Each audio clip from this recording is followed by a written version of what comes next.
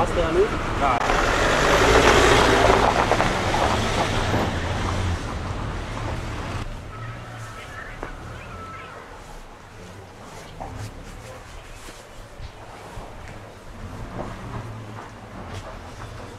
Cât sunt? Stai mă, cât sunt? Păi sunt aproape vreo 50 de milioane așa. Mi-a lăsat mama. Lucru care găsim și care ar trebui să ne intereseze, noi te întrebăm. Mă înțelegi? Asta e pe 16-a patra și mai una în parte luată după 11-a întâia. Dacă vreți, mergi și la amanet. Ce ai depus aici? Un lanț. Un lanț? Gramaj? 5 grame. Ușă!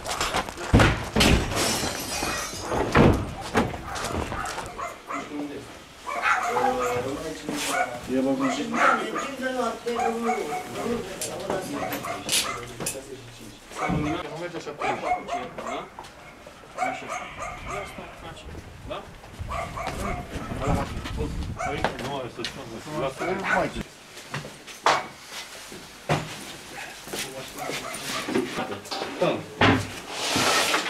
Da, vezi că eu la poliție. Da?